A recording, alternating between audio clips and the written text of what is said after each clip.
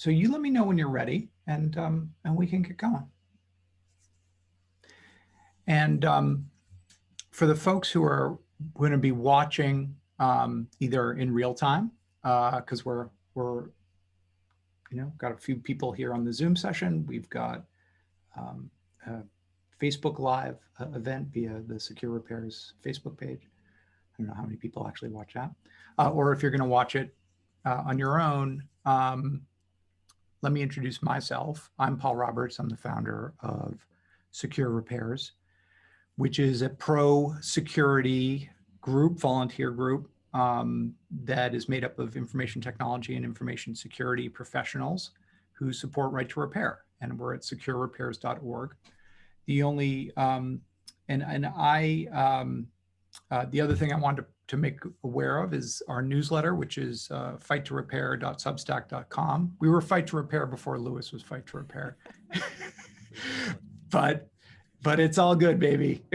As long as we're all to register right to repair, and it was taken, so I just changed it. Yeah, Fight to Repair. Yeah, it's good. So we've got a weekly newsletter that goes out that focuses on issues around right to repair, many of which we're going to talk about here. Hoping to do it more than one time a week, because I think there's enough to do many times a day if you really wanted to. It's that big of an issue. But if you're interested in right to repair issues, particularly regarding technology but really just the policy of it as well, just check us out on Substack.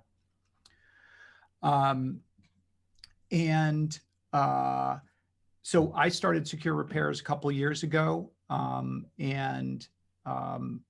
at that time, Louis, you were really one of the folks that your name came up right away when I was talking with people about right to repair, you and your YouTube channel. So I thought for some of the folks either on Facebook who are watching this, or SecuRepairs members who are on the Zoom, introduce yourself and talk a little bit about Rossmann Repair and how you got started in the repair scene, and kind of how you came to get activated around this right to repair issue. Sure. I originally wanted to be somebody who was a loudspeaker engineer, and because as a teenager I was completely clueless, I didn't know the difference between an audio engineer as a loudspeaker engineer, someone that makes speakers, and someone that records music. So I actually got an internship at a studio for the entirely wrong job. And I was horrible at it because I wasn't a musician. When someone would say, loop the bridge, I'd go, what's a bridge? And it was absolutely horrible. So, but I was fairly well-minded when it came to fixing things. If, a speaker amp died or anything like that, or there was a wiring issue, I was good at fixing those things. So I kind of gravitated to that end. And eventually I got an internship at Avatar Studios, like one of the best studios in the world. Yeah. And I learned a lot the 6 months I was there. But I didn't see a future. The person that I was working with had a master's degree, was 13 years older than me, and made, I think, 10 or 11 bucks an hour. So I realized, like, I could stay here for 12 years, and my trajectory is not. Once I learned what I needed to learn, I thought I could help this smaller place build themselves up, and I wasn't a cog in the machine at the smaller studio. So I went back to it. And then when Bernie Madoff did his thing and the economy crashed in 2008, after all of that happened, that place went under. But I needed to finish a session that I was working on for someone. And I was just, still getting practice. And I needed a MacBook because it was in Logic. So I didn't have a Mac because I don't use Apple products. And so I bought one on eBay, and it came broken. The screen was broken. And I said, oh, crap. So I got a partial refund from the seller. I bought a screen, and I fixed it. Then when I no longer needed it, I resold it, and there was a profit of $250. And I thought, I used to, scrape by with $400 to $600 a month, if even. I just made $250 in 15 minutes. Let's try that again. And it just kind of, I just did it a couple more times. And then a friend of mine that I had purchased some part from said, you realize that the places doing this all suck, right? And I said, what are you talking about? And he was very kind of confrontational with it. He said, just call them and ask them for a rate on how to do what you do. So I did. And they said it would be $199, and the part in this case was, I think, $100. So that was like $100 in profit. And I thought, that's fair. I don't know how I'm going to compete with them. They have a store. And then I decided to show up, and they said $399, even though they said $199 over the phone. And they said it would take a week. I'm like, all right, let's try this. How about this? I'm going to make my website. I'm going to say, A, our price is $199. When you show up, it won't change. When you show up here, it changes. Yeah. B, We have the part in stock, so I'll do it right in front of you in 20 minutes. No waiting a week after telling you on the phone it's that. So I made a website that answered all of the concerns and questions that people would have, and that business exploded. So I wasn't able to get a job. I wasn't college educated. I'm not really a social person, so I fail in most job interviews. I had mostly worked at minimum wage jobs up until then, except for some freelance recording studio gear repair.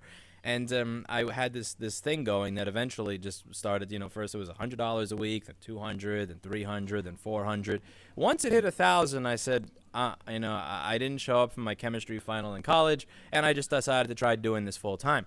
And that kind of led me to where I am today. So it just kind of snowballed from a house call business when I was broke, and just kept snowballing and snowballing and snowballing.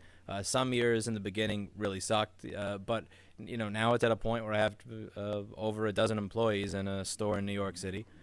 And So you didn't I grow up had a with like, supply business that I did you have like a dad or a But mom who repaired stuff? Like, did you take stuff apart and fix it, or sounds like you're pretty much kind of self-taught? Not at all. My mother actually, until the age of 17, was very. If I wanted to go into the kitchen and make myself a bagel, she would immediately run in the kitchen and say, "Stop! I don't want you touching that stuff." And she would You're take gonna that from break me. something. If I went into if I went into the garage to pick up a screwdriver and open my MP3 player, she would stare and she would say, "You have to put that back. Don't do that. You're gonna hurt yourself. Whatever." So the household I grew up in was very much the opposite of that. It was like, "Don't Yeah, touch anything. Don't tinker yeah. with anything," which was incredibly aggravating. And I did have some experience. I remember I wanted to try modding a PlayStation to play copied games, so I got on an IRC channel using the web-based IRC or something at the library and speaking to people. And I remember saving up to washing kids' bikes so that I could buy mod chips via mail back in the late 90s. So I had like little. I always wanted to kind of mess with stuff, but yeah, my upbringing was not my parents going up to me and saying, "Here, we want you to, here's this Radio Shack electronics kit. Have fun." It was the Right. exact opposite of that. Right. That's so interesting. So like at Rossmann Repair, what type of devices do you work on? What do you fix? It's for laptop repair, Apple products for data recovery, everything. So all brands of hard drives, solid state drives, and cell phones for data recovery. And for laptop repair, I've stuck to Apple laptops. So at the time that I started doing this, everybody was doing, normal every other brand repair, Yeah. but a lot of them sucked at Apple. They wouldn't have the part. They wouldn't know which parts were or weren't compatible. Because sometimes you have a model computer like the A1226 or A1260 where they use 4 different screens and they're Yeah. not cross-compatible. And you Right. don't know which one's inside the computer until you open it. So there's a lot of ways to provide a bad customer experience when working on their products because their products are put together differently than everybody else's. So you have to know it so that you don't break it or bend the bezel or anything. You had to know what parts go in there, and it was hard to get a deal on them. So Right. I saw that person that reached out to me was right. All the people doing this sucked. And I thought this is in so I jumped into specializing in Apple product repair back then, and it just kind of snowballed to where it is now. Yeah. Now, obviously, there's a bunch of places that do it, so I don't think this is so much a niche anymore. Like No. again, in 2008 or 2009, if you had certain thing broken on a MacBook, there are a lot of shops that would take longer to do it. They wouldn't have stuff in stock. They wouldn't know how to do it. They'd screw it up. Now there's a lot of places you can go to, so it's not really as specialized to start a company that only fixes this at this point. Yeah, it's really true. It seemed like Apple Repair was like a special niche. And also I think that corresponds to more people using Apple products, really. I mean, when 90s, it was almost entirely Windows, you just weren't that many Apple products out there. But now it's a device of choice for some people, but not you. You said you don't use Apple products. I don't. Why not? I just doing things that I already know how to do on a PC. They always seem to have a way to make things easier for everybody else that seemingly makes it harder for me. And it's always something that's really stupid. And like I know I'm going back a long time. I know because the comments is absolutely gonna blow up. I remember someone putting an iPhone in my hand, and there was a tracking number that that I wanted them to send me for something because I accidentally used their email instead of mine. And he said I can't copy and paste it. I'm like, you're shitting me. And I'm like, give me this shit. And I'm trying to, and then I Google it, and there actually is no copy and paste on the phone. It's like, why? I mean, there are so many things about these products that are amazing. And there's just like basic stuff like, or you want to plug it in for it to show up as a mass storage device, and it just doesn't. Like my device does. It's way cheaper and way. So there's so many areas where I would go to do something that I would think is easy, but it's hard because they've come up with a way to make it easy for everybody else that seemingly makes it difficult for me. But that's why back in the day I didn't use them. Now I just don't use it because of durability. So like I am rough on my stuff. Like let's say when I'm traveling to do the right to repair stuff and I'm recording it and filming it, I need a laptop where the DC jack is not soldered to the board. It's liquid proof. I can drop it because that's going to happen. I don't want to miss out on something because because my screen cable got cut by the clutch cover, because in 2017 they can't figure out that the screen cable is going to get cut by the clutch cover if they make it too short. So like a lot of the things, there are a lot of cool things about Apple products. There are certain things that they do that are nice. So if you want a fast processor combined with a screen that is good for real color grading and things like that, there's very few PCs you can get in that price range that'll give you that. There are certain ways you could read your text message on the device. There's a lot of ways that everything syncs together and it's all beautiful. But I'm just the opposite. I don't get a lot of value out of the diving into the ecosystem. I just kind of want to do things in my own way. So it's never something that's worked out for me. It's just a personal preference. I have no problem with people that yeah. You like doing things your own way, and Apple kind of is about like, well, we've thought it through and we've got the perfect way to do it, so you just need to do it that way. That is kind of their ethos as a company. It's the walled garden, right? Like everything within the garden is perfect, but you've got to stay within the walled garden. So Rossmann Repair, you've been doing repair for over a decade now. Could you just talk a little bit about how your experience as an independent repair person has changed over that decade? Are there repairs that you could do 10 years ago that you can't do now, or things that are harder or more expensive now than they were back then? Or maybe have things gotten easier or better? I don't know. Yeah, like one example that I bring up is laptop screens. So back then, any Tom, Dick, or Harry, if you had the most popular MacBook, let's say is A1181 model, you could just Google A1181 MacBook screen and it would be available for $58. It was screwed into the device. It was very easy to do, and it was a common repair. Then as time went on, they started gluing the screen into the device or using these adhesive strips, and instead of the screen being one piece, the backlight layers, the part that reflects light outwards, which if you touch or you get any dust on, any nick, any like the glass while you're when the bezel is coming off touches it, it's ruined and you can't buy that. That now they glue all that together, and it's difficult to buy that part. So it used to be I could just buy it when the computer came out. Then around the time that, like, let's say the MacBook Air came out, the good one, not the one that has the bent charge port that's kind of sticking out the bottom. That one's but like the A1369 model in 2010, I couldn't buy a screen for that until 2013. So I had to wait 3 years until after the computer came out to be able to actually buy the screen that goes into it from any LG broker. And then for some of the new ones, it was the same thing. Like when the 2016 one came out, it was years until I could actually buy a screen for it. And some of them I can't buy the screen for to this day. And some of them, they used to be like a $58 or $72 screen. Now it's a $350, a $400 screen, and you have to wait forever for the LCD cell to come out. So the other thing is with board chips. So with board chips, again, those used to be somewhat easy to purchase a year or so after the machine came out. Now with the early 2019 MacBook Pro, I still can't buy the USB-C mux chip for that machine, and I can't buy the ISL 9240 charging chip. And that machine's about 2 years old now. So when customers come in and they say, "Can you fix this problem?" I say, "No, the computer is too new." They kind of look at me with a raised eyebrow, like, "What are you talking about? I bought this 2 years ago." And I mean, no, I don't mean too new like when you bought it. I mean too new in terms of there has, like, the Nicolas Cage Lord of War supply chain hasn't been created for this device yet so that I could actually get access to what I need to do my job. Yes, we're going to talk about Nicolas Cage Lords of War. This is your great analogy, and I love it.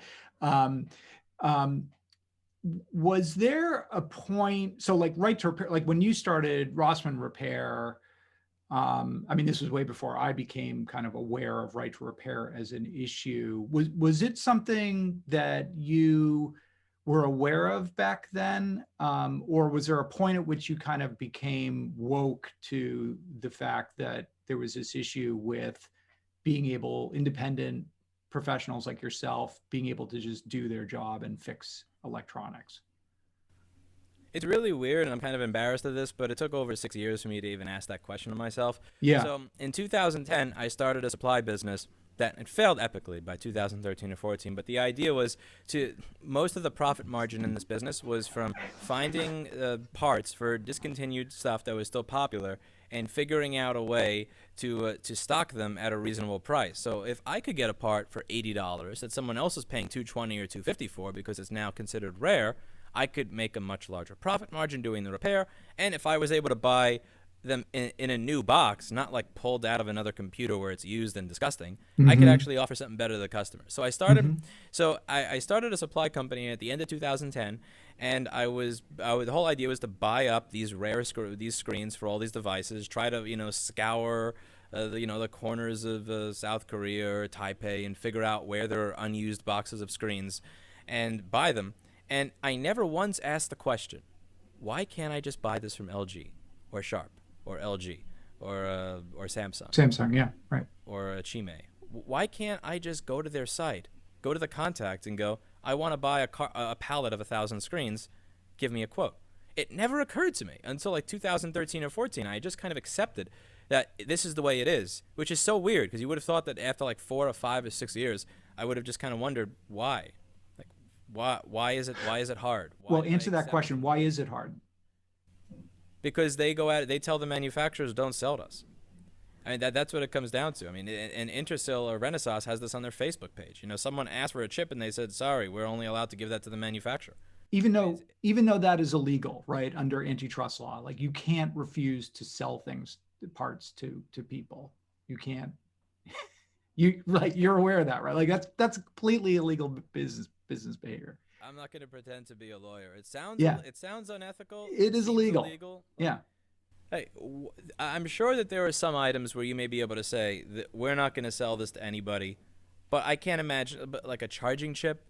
Every modern device that we use, everything has a rechargeable battery. Like everything in your house now has a rechargeable battery.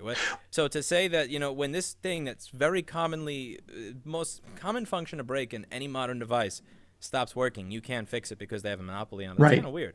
I'm trying to think of circumstances of specific things where I could say, okay, I understand the manufacturer saying they don't want to sell that, but this isn't it. Like, well, it's not. They cannot sell replacement parts for their things. That's a business decision that they can make. But what they can't do is say, well, we'll sell replacement parts, but only to certain people and not to other people, because that is monopolistic behavior. And I can't remember if it's I think it's a Sherman Antitrust Act, but it's one of the antitrust acts, specifically prohibits manufacturers from doing that exact thing. It's just that our government has lost interest in enforcing antitrust laws, and people like you, it's amazing to hear it. I mean, this is just a reality. I don't think people understand this behavior goes on. You're not the first person I've heard talk about it. Kyle Wiens at iFixit talks about it all the time, but it's incredibly common in the electronic space. Yeah, and I'll have to explain it to customers. I'll say, why can't you fix this? Or I'll say, I may be able to fix it depending on these circumstances. I say, why? And I go, the company that you purchased this product from told Texas Instruments, don't sell me this chip. Yeah. So whether or not I know if I can fix your device depends on what's wrong with it. Yeah. Because if this is what's wrong with it, then I have a part that I can get to fix it. If this is what's wrong with it, I can't buy that yet. And I don't know what's wrong with it until I see it. Right. So it really mucks up the customer experience. And I understand why they're staring at me cockeyed when I'm saying this. Is like, what are you talking about? And I'll say, no, look, okay, here's the part that I need. If you find it, I'll give you your repair for free. I've said that before. Like, right. Find me this, and I will fix your thing for free. Like, no games, no gimmicks, and I'll put it in writing for you. And they're dumbfounded by it. And it's an issue that most people are not really aware of until it's too late. And that's the problem here. Like, I didn't know for 5 or 6 years. Like, it never occurred to me to ask. Just ask. Why can't I do this? And that's why you bring up that boiling frog analogy, because that's what I think has happened over the past 10 or 20 or 30 years. Because there used to be this culture of repairability where you open a device and a schematic is inside. And you call the manufacturer and they would sell you a spare part. Now, I'm not asking these companies to sell the parts because I used to have a parts business. I understand how miserable it may be to be in that business and why you may not want to be in that business. Someone buys a part, they break the part, they want to file a chargeback. It's absolutely horrible. There's lots of people that will buy something, destroy it, and not have any ability to fix it. I mean, destroy it and then want to return it, saying that it's the fault of the person who sold them. Right. But that's why you have a system where like, let's say the OEM will sell to a distributor, and they only accept payment via wire transfer. So good luck charging that back. Then they sell to an OEM, and then that person sells to someone like Newark or Mouse or a DigiKey, where they take that 20-cent chip, mark it up to $5 or $15, so it's worth selling it to a schmuck like me, and then I buy it. So I'm okay with them saying we don't want to be in the business of selling parts, but don't go to the person who I should be able to buy it from and say, hey, don't sell it to anybody even if they ask. Yeah. You did a great video where you talked about the kind of the argument that you hear being made by opponents of right to repair, who basically say there's no problem here, that customers have independent repair options. Many of our customers use organizations like Rossmann Repair Group, and there's no problem here, and therefore we don't need a law to address it.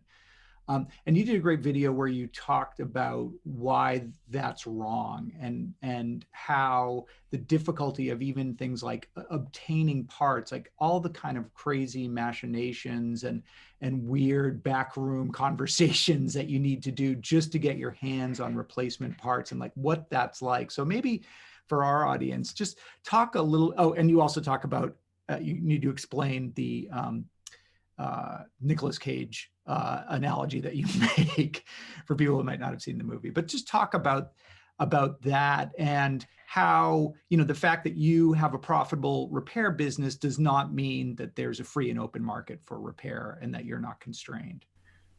Well, I like to liken it to prohibition. If you see someone on the street walking down the street during prohibition and he's kind of buzzed and his face is red and he's drunk, well, that means there's no problem. So all these people that are advocating for prohibition to be repealed, there's no problem. Right. Yeah, I saw a drunk guy. Yeah. I mean, the reason that he's able to get drunk is because there are people that are selling liquor illegally. There's an entire industry where the mafia is able to make profit off of illegally running liquor. All these places that are bars or speakeasies back in the day would have to pretend that they're a library or a dance hall or something, and then when a cop came in, they'd have to hide, and they'd be risking their lives, risking going to prison, risking everything to be able to do this. If your ability to succeed in spite of adversity doesn't mean there isn't adversity. Now, some of that adversity may be rightfully there. So, for instance, when I say that they made the transition from a screwed-in screen to a glued-in screen, that's because consumers want a device that's thinner. And those screens that they make right now, I mean, they look better than the old ones do, so they're doing something with the technology. I'm not telling them to take away all the adversity. I'm not saying go back to having a laptop that's this thick. But when you tell the company making the screen, don't sell it to me, I get it anyway. I can't tell you how I get it, because then I'll stop being able to get it that way. But that's part of the problem, is that the entire that entire kind of supply chain is people really do think I'm just going on the phone to Apple and going, hi, I have a customer in this store. I need to buy an LP133WX1. Or I just go to LG and say, hi, I want to buy this part, and then they sell it to me. That's not how this happens at all. There's all of this ridiculous backroom crap that has to happen for a vendor to be able to get the stuff that they need to do this work, because they're not supposed to sell it to us.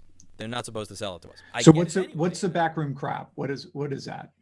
Without naming names or whatever, but I mean, just at a high level, like what types of stuff are repair professionals like you, shop owners, having to do to just get their hands on the parts they need to service customers' devices? I remember one of the people who used to be a business partner was related to someone who I believe was the ex-vice president of something at Intersil, and he said his best guess is that if the company making everything says, all right, we need to make 20,000 laptops today, that they'll buy 22,000 parts, and then they'll say when they get it that they got 20,000, and then they'll sell those 2,000 extra that they bought to a screen broker that then sells it to me. That was a theory. Again, like, I don't know all of the ins and outs of exactly how these things work, but that was the theory that made the most sense to him. And given his position, I kind of trusted that may be something like that's happening, where the people who are actually putting everything together purposely make a purchase order for more than they need, using their own company's money, and then they'll mark it as they only receive the amount that's necessary to do the ordering. And then they'll like sell it out to some broker. Right. And the reason they do this is because there's a lot of money in this. They have the ability to produce more screens than demand out there in the market for them. There's someone like me that's willing to buy it, and so that's like one example of how something like this can go. Right. But like at the end of the day, why? Just why? Why not just allow the screen broker to just be able to go to LG and say, hey, we could use 10,000 of the screen. Well, wire you the money so there's ahead of time, so there's no funny Yeah. business, no chargeback if they screw it up. Right. That broker then sells it to me via wire transfer, and then I use it for my customers. Like, Right. and it is a stupid cat and mouse game where someone's always looking over their shoulder. So, for instance, the schematics that I use for my board repairs, like the stuff that's behind you on the green screen there, I can't. I can't go to Apple and buy that. I'd love to be able to go to Apple and just pay a subscription fee and pay for the ability to get the schematic when the machine comes out. I'm not asking for the whole thing that shows the 10-layer board diagram. I'm not asking for something that allows me to go to a production facility and say, here's a document. I want you to make me a MacBook. I'm asking for the top layer, bottom layer, where the chips are placed, and like the Right. values of the resistors. This Right. is which is something that you kind of get in a different form when you buy the product anyway, because all that stuff can be measured. I'm asking for that so that I could do my job. Right. Now, eventually it gets leaked, and I have no idea what the process is for that stuff at all. Again, all of this is like speculation. But someone walks out of the room and there's a USB key on the desk and they take it or whatever, and then it winds up on VinaFix or Notebook Schematic, and Right. like I'd rather actually give the money to the company. I don't Right. want to give some Russian or Romanian FTP server money because there's a constant fear that next year is going to be the device where this all ends. Right. Next year is going to be the year where my contact on Skype doesn't exist and there's nobody to wire money to get the screen.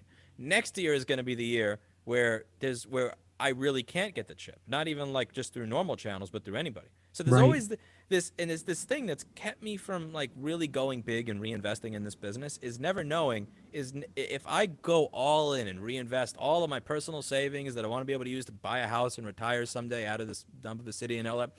There's always this fear that that's going to be the year where this business is no longer viable. Not because I'm not good at my job, not because my employees are not experts at what they do, not because we don't have the skill, but because we just can't get what we just can't That's a buy really this. important, that's a really important point, which is one thing every business owner wants is predictability, right? Even not that there aren't challenges, but that you can plan for the future and know that, north is going to be north and south is going to be south. And in a market where you are constantly ducking and hiding and going through back channels, you don't have that guarantee. And so in some ways that keeps you from putting all your chips on the table as a business owner. Yeah, and I've heard people say, small businesses are not going. If a right to repair bill passes, they'll be forced to give away their product. So they're not going to invest. That's just not true. We're not asking for that. We're Yeah. asking for like a basics. I mean, people have been making schematics available for televisions and radios and all this type of stuff for like almost 100 years now, and people have not stopped investing because they're not giving away the product. They're giving Right. away just what's necessary to fix the product. Right. And there's also this point made that if this passes, you'll have a lot more people that shouldn't be fixing things. I take it the exact opposite. You have to be nuts to decide that you want to do this for a living. So there's a very small subsection of the population that decides that they're going to do this because you really do have to be a little nuts. You're going into a business where the companies whose products you're fixing don't want you to do it and actively place obstacles in your way to keep you from doing it. Like, who's Right. going to do that? I mean, if you have a better opportunity available, why wouldn't you take that? Why Right. wouldn't you go into a different industry where you're actually supported by the company you work for, by your peers, by your industry? Why would you go into this industry where it's like where you feel like you have to act like a drug dealer or like Nicolas Cage, the gun runner?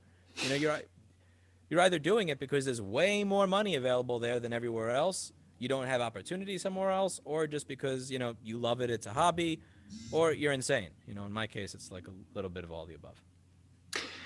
Yeah, I mean, it's funny. It's like you often find yourself kind of explaining basic market capitalism to people, in hearing rooms, and sort of saying, no, all we want is to be able to buy the things that we need to do the work that we want to do.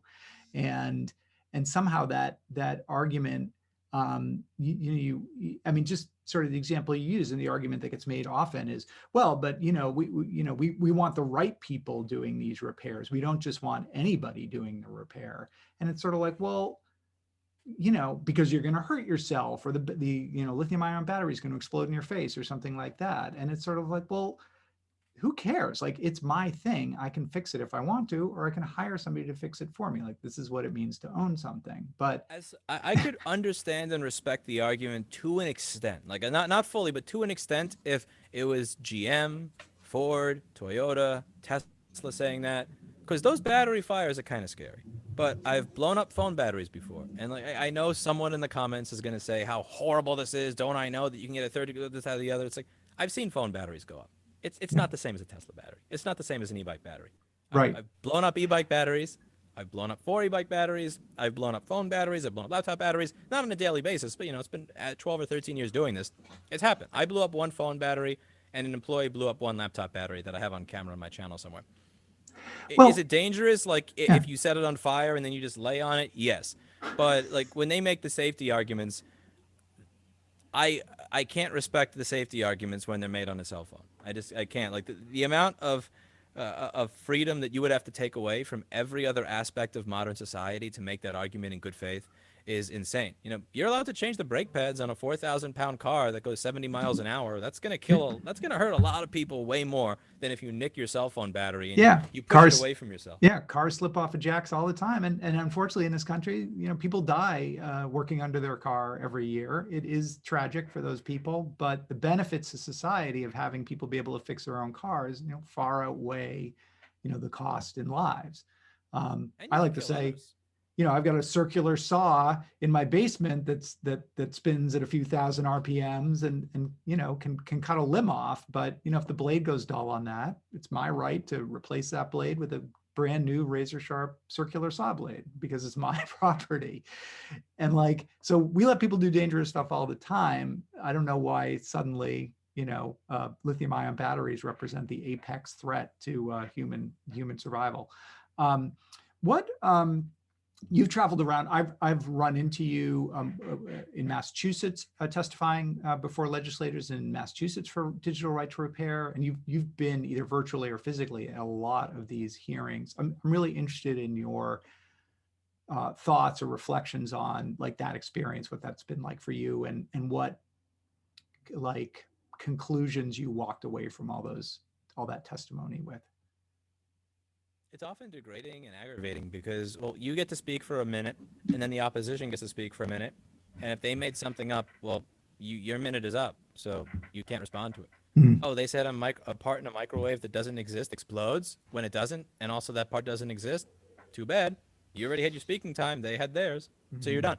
It's a degrading and aggravating experience, and I usually wasn't visiting because I expected something to be done on the hearing date. I was visiting and recording them because I figured this makes me mad. This is really aggravating listening to this. I wonder what other people would think of listening to this. And you can't find it. I mean, CBS did a whole piece on right to repair. They showed up with fancy schmancy cameras that day we were testifying in Massachusetts. You heard 10 seconds of testimony. Nobody shows up and records the whole thing on a platform where everybody's watching it. Or in some state legislatures, you can stream it, but it's on a government website that looks like it was designed in 1994, so you'll never actually be able to find it. Or B, it's streamed, but it's not saved or archived, so you can't view it after the fact. So it's fairly invisible. So I wanted to start covering this someplace where people would watch it. And what I noticed is that a lot of the people watching and listening were far more aggravated and angry and riled up over it than I was, even though I Yeah. was there. So at some point, my goal became, I'm not going to get the bill passed by coming here and speaking today. Half of the people that are up here are asleep. Sometimes, like in Nebraska in 2017, they actually laugh us out of the room. I'm not getting anything passed here. But what I'm doing is I'm getting other people to be as angry as I am. So if I just say right to repair is something that you should care about, you're probably not going to care. But if I show you, here's someone who is explaining why you should be able to fix your own product.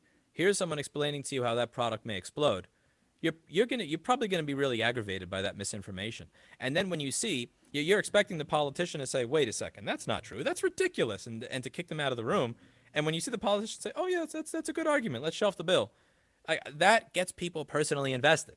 And that was my strategy, and it worked. If I was going to these hearings with the idea that I'm going to get a bill passed today on the hearing date without hiring a lobbyist beforehand, without doing all that work that I just couldn't do because I was busy running a business, I would cry because I didn't get even close to it. But what I think I did with all of that and cutting it up into small clips and putting it out on there on the internet so that you could hear this person that claims that they're an expert in this field say that the game plays the console is like I'm getting people involved. I'm getting them, if I can get them to laugh, smile, get mad, throughout the whole process. If I can get people personally invested with it, Right. then I have a bunch of people at my back that Yeah. will then support me when Yeah. a new bill gets introduced. So I won't be showing up there by myself anymore. I'll be showing up with 100 or 200 or 1,000 or maybe 10,000 people out the door, and then maybe they'll actually have to listen. And you have done that. I mean, you have kind of activated so many people. Um, uh, one one question I wanted to ask, and then we have some people on the Zoom. I'd like them to be able to ask questions. Um, okay, people are like, somebody is texting me. Um, is that I know, like, as of a couple of years ago, you were pretty skeptical of right to repair. Like, you really supported right to repair, but you were very skeptical that it was ever going to become law. You were just kind of like, Apple's not going to let that happen, or the corporations are not going to let that happen. They've got money and lobbyists, and it's just not going to happen. But lately, I think I've noticed you seem more optimistic about it, and also you are actually getting really involved and backing efforts to do a ballot measure in some state, and raising money to do that. Just talk about that if you could, kind of your change of thinking on the feasibility of getting right to repair passed. I never really had the time to do a full-time effort before. And when I would, let's say fly to to Nebraska or Massachusetts or something, when I came back, there would be a pile of like 15 things to do on my desk and all this. So I didn't really have the time to do this as a full-time initiative until very recently. I'm blessed with an amazing staff of self-sufficient people that where it's just they can just be on autopilot and business does what it needs to do. So I can focus on this full time. There's a lot of work that has to be done other than just flying there and just, showing up at a hearing once. And I think I have the time to do that now where I didn't before. The second thing is I still have my doubts about the general legislative process because, again, I've spoken with the politicians. I've seen how their eyes glaze over when we talk about this. They don't care. So the idea behind doing a direct ballot initiative was just bypass and steamroll you. I mean, if you don't want to listen to people, if you don't want to listen to something that is incredibly popular, whether you're, whether you vote for, I don't know, Hillary or Trump, whether you're a libertarian, a Republican or Democrat, there's a lot of widespread support for this. And There if is. you don't, if you don't want to do something about it after 3 or 4 or 5 or 6 years, fine. Let's see what people have to say. So that was my idea with going for a direct ballot initiative. The problem with that is that I spoke to the firm that did it for automotive. So a lot of people said, why don't you just do it direct ballot? Because clearly the politicians are never going to listen to you. So I figured out who did it and passed it in Massachusetts for automotive. I called them up. They said, "Oh yeah, we saw your video that you did about the BS car commercial they did. We loved it. Oh yeah, we follow your stuff." And so we spent about like $25 million in that campaign, right? And they went, and you can look it up online. Yeah. And they were very candid about it. They just said, Yeah. yeah, you look it up. So so General Motors, Ford, Toyota, Honda, and Nissan gave $25 million and with this coalition for safe and secure data to run these BS ads, horrible ads, saying that if you're going to get raped in a parking lot, if someone is able to, if a mechanic is able to diagnose your vehicle, or someone's going to break into your garage door, into your house, and kill you or something. These ads were the Yeah. most misleading, ridiculous garbage. Because I didn't know that you'd be able to get into my garage door by using the diagnostic port of my vehicle. It's very very interesting how they linked that with no evidence. And he said that your opposition are going to run ads that are complete garbage. They don't care if the ad is illegal. They don't care if it's lying. They will happily eat the fine at the end because what they want is to not get the law passed. And if you're worth a few $100 billion or $1 trillion, you don't care about a $1 million fine. What you care about is keeping the law from getting passed. So they're going to release Mm-hmm. all sorts of crap against you. And Mm-hmm. you're going to have to do this constant, nonstop polling back and forth to figure out, did the ad land? Did it hit? Does that person believe it?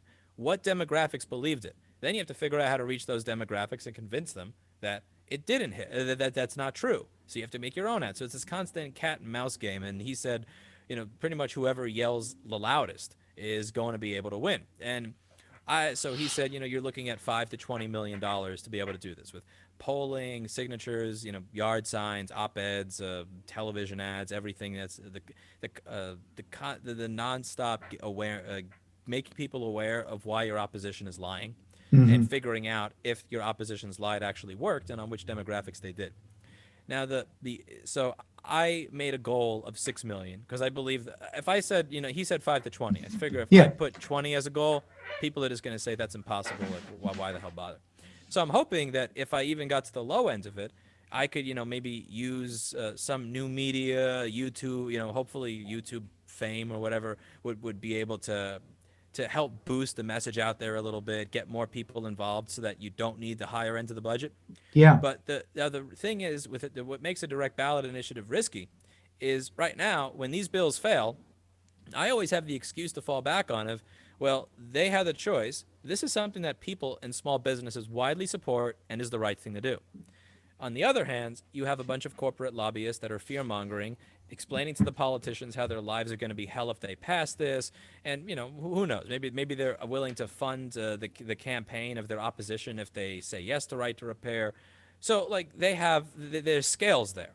Now, if you lose a direct ballot because I don't show up with the goods to be able to get it passed, then I no longer get to go to the legislators and say, well, the bad news is corporate lobbyists, but the good news is people want this. I don't even get to go with that anymore. So if I tank a direct ballot initiative, I ruin right to repair's chances of getting passed all across the country. Because then everybody's going to point and say, look, even when lobbyists weren't involved, even when no politicians were involved, people don't even want this.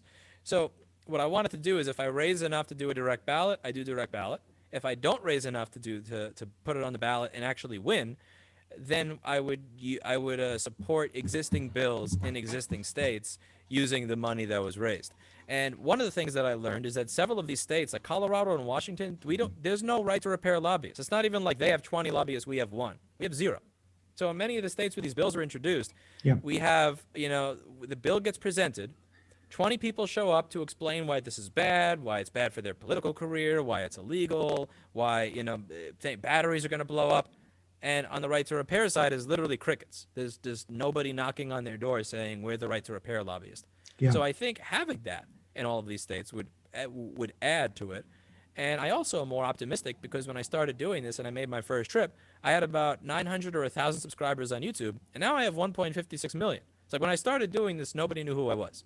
Now it's at a point where, like, I visited Guatai Mountain for a vacation a few years ago, and I'm on the top of it, and someone's like, "Hey, I know you from YouTube." So I'm kind of hoping that I can like convert this popularity into more people knowing what this is, so that more people show up at the legislature and say, "I'm not voting for you if you vote against right to repair." Yeah. That's my hope here. Yeah. And I mean, I should disclose I'm on the board of repair.org. I've been, definitely privy to those conversations. And I think that is the fear. I kind of look at it as, in Massachusetts where I live, on the question one, um, you know, um, there was the automakers, auto industry did spend 25, 30 million, actually, I think closer to $30 million trying to defeat it. The auto care industry, auto industry repair association spent a similar amount of money, not quite as much, but a similar amount of money to pass it. But in the end, it did pass by almost by more than 3 to 1. So you figure, maybe you could have actually spent a good bit less and still maybe you wouldn't have gotten 78% of the vote as the bill did, but you would have gotten 60% of the vote, with a little bit less money. So I do think, I kind of feel like the wind is at our back as an issue. Like you said, it cuts across party lines. There is a broad popular support. I ran Facebook ads and stuff in support of question one here with SecuRepairs, and there was a ton of engagement in them, just a lot of interest. But I do kind of feel like we don't have to go toe to toe and dollar to dollar just because people want to see this passed. On the other hand, Apple's worth $2 trillion. They've got however many $300 billion just in cash. There are, in essence, limitless funds to spend on this if they want to do that. And you can't pretend like that's not the case and that they're not going to, because they are. But yeah, you're right. I mean, the lobbyists, groups like PERG and Repair Association, well, not PERG, but Repair Association, they will put lobbyists in states where they think they've got a pretty good chance of passing a law. but they can't do it in, there are 25 states with right to repair this year, and that's a lot of money to have a lobbyist working in each of those capitals. So that it is a limitation, and maybe the work you're doing will help with that. Yeah, let's say you have all those different states. I mean, even if I don't get enough to actually do a direct ballot initiative, that's enough to have a professional lobbying firm that's good in Yeah, every single one of those states, yeah, making sure that when there's a line of 20 liars out the door, that there's someone there that's in our corner that's from that same world, but we're working for the good side, yeah. and that's what I would hope for there. Now, You, one of the things you said about going toe to toe money wise, I kind of see it like, I see it in some way like a boxing match where if I have $10 million, let's say I'm boxing Mike Tyson. All he needs is enough money to be able to afford the bus ticket or a cab ride to the match. If I have $1 million and he has 20, he's still gonna kill me. All he needs is enough to get there, and that's what I think I need. I need just enough to be able to get my voice heard. I need enough that I can get my message I across love there, that. and that I can Yeah, figure out what people are thinking. yeah, Which is why I'm not afraid if that firm says 5 to 20 and there's a good chance you do it. I'm not afraid of everybody else showing up at 200 or 400 or 800 million because yeah. I think their message sucks. I think their message is horrible. I think their message is. I don't think that their message is one that's going to resonate. It's only going to resonate if I can't get my point across at all. Yeah.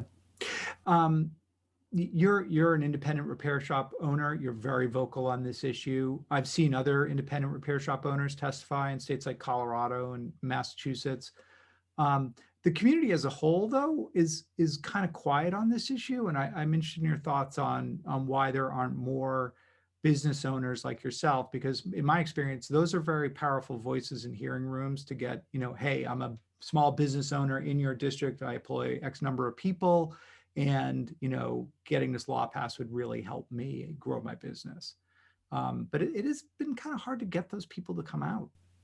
I think there's 4 groups. Behind door number 1, you have the U-break iFixes and CPRs. Mm-hmm. They probably don't want right to repair. Chain repair Yeah. places. Uh-huh.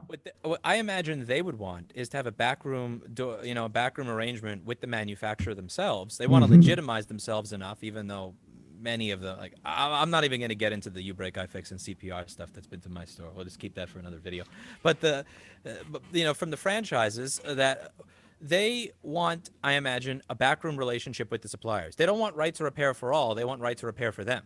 So they want their franchisee, because you have to pay a franchise fee to join certain franchises. So if you're paying Right. a franchise fee, well, you're not going to pay it if they're giving you access to what everybody else is giving you access to. But what would make a franchise more competitive?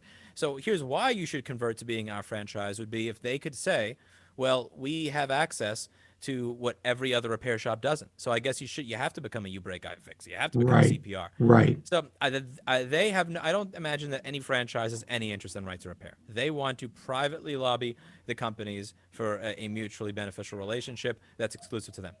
The second group of people are going to be technicians that have businesses like myself that I think are more than happy to show up and speak out in favor of right to repair. The third group are people that are so cynical when it comes to politics that they support right to repair, they like and believe in the concept of right to repair, but they are not going to waste even 10 seconds of their life showing up to a state legislature where they have to speak to politicians that seem like they don't care what they have to say, where you are limited to 90 seconds to speak, and when your opposition says something that's not true, you're not allowed to reply because that's not part of the decorum.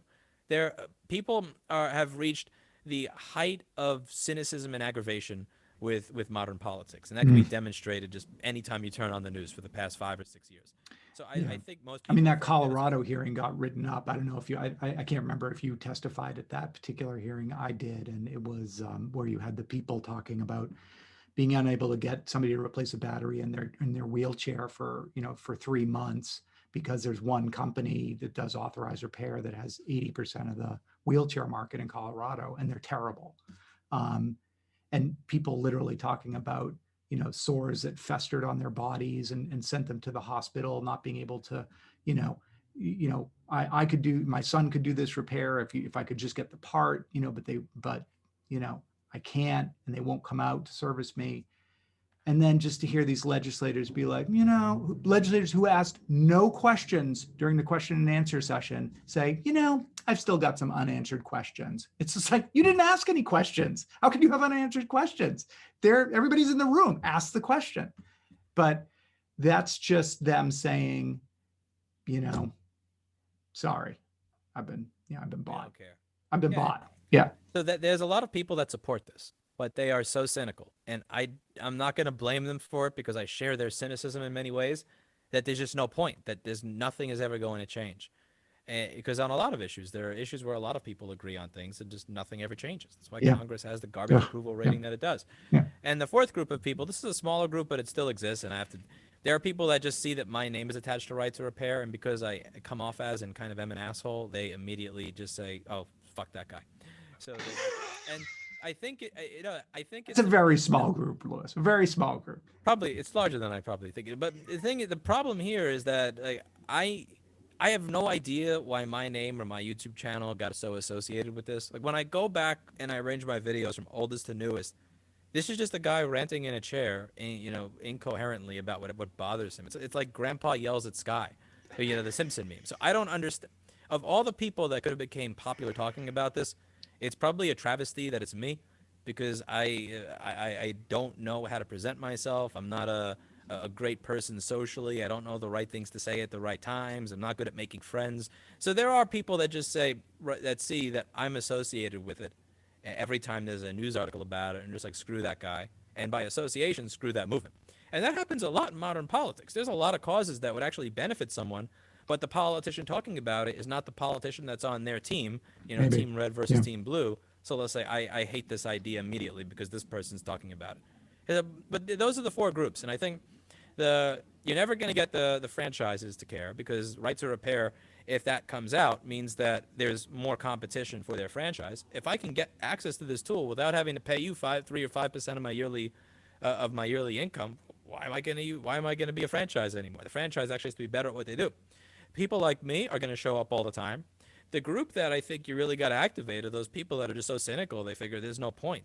Nothing's getting accomplished. Yes. Nothing's getting done. Yeah. And I don't believe in you, and I'm trying to get those people to believe in the cause now more than they did before, because I understand what that cynical feeling feels like. I've been there. So I want to try and take some questions from our audience. I think if you've got a question or want to ask Louis a question, feel free to raise your hand. Louis, let me say to you, I think you've been a huge help to this issue, giving it visibility and kind of a voice and a human face as well. So I think you're being kind of hard on yourself. I think you've actually been a huge asset to the right to repair movement. It needs a face, and you know what? Why not your face? Better ones.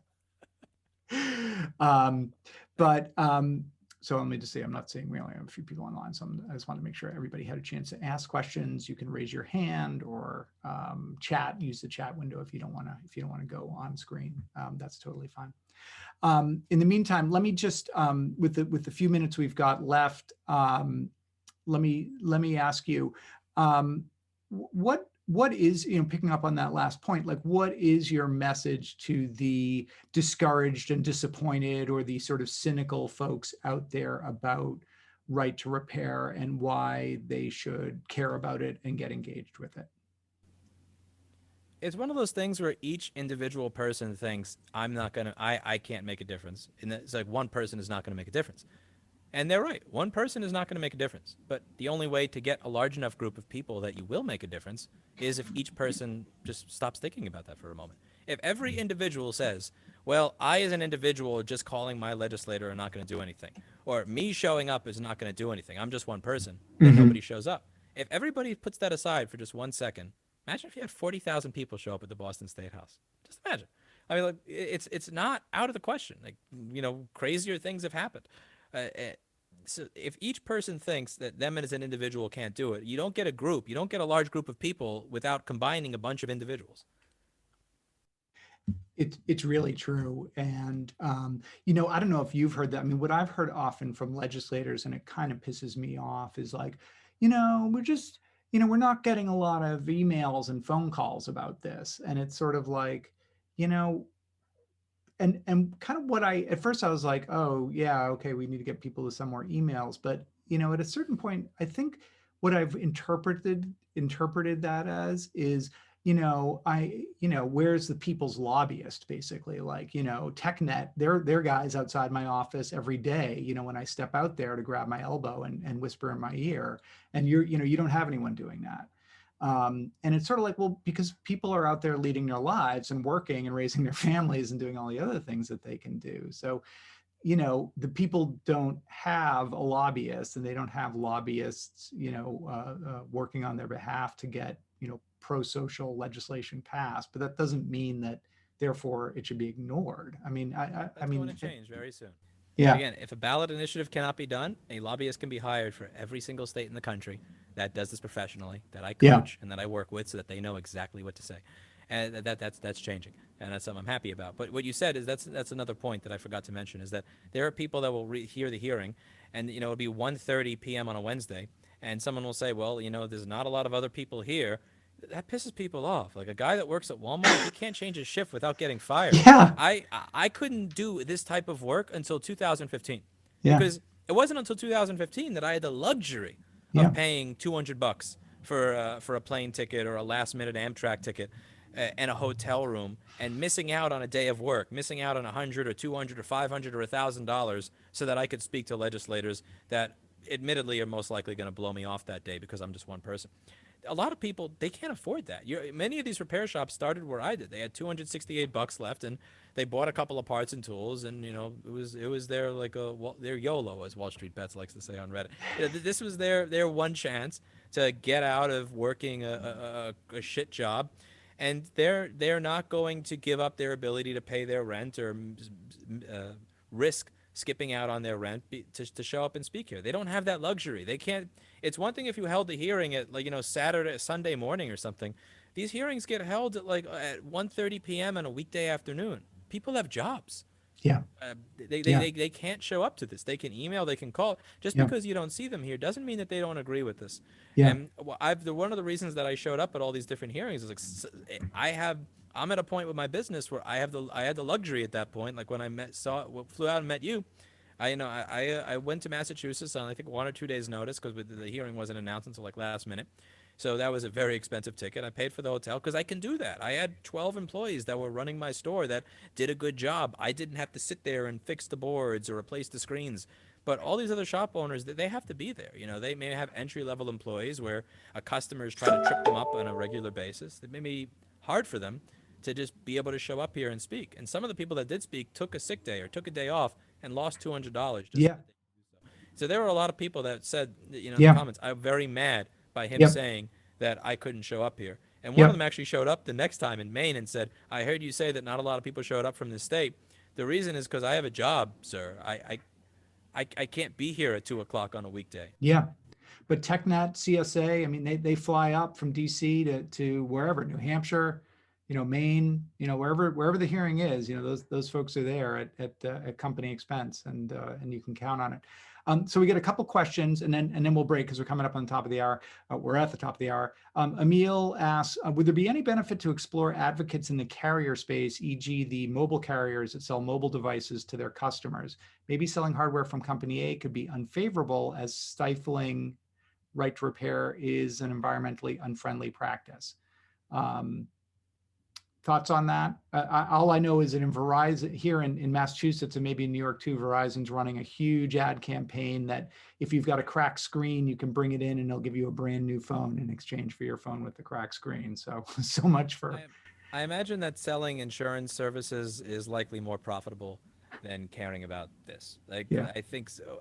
Whatever relation they have a relationship with the manufacturer, because they're probably buying the device at a certain discount. So if they come out as pro a position that is opposite of the manufacturer, that's going to cause tension that's not necessary. So they probably just hop on the anti-right to repair bandwagon. I'm not sure how I could sell it as something like that unless their customers said, we're not going to buy this unless you make it right to repair friendly. And I don't think we're at that point, because there isn't a right to repair device.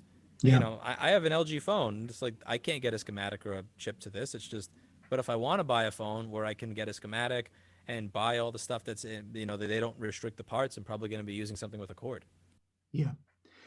Um, Louis, this has been great talking to you, and we'll have to do it again, man. Because I mean, you've got. I feel like we could talk for another hour easily, but I don't want to eat up your whole afternoon.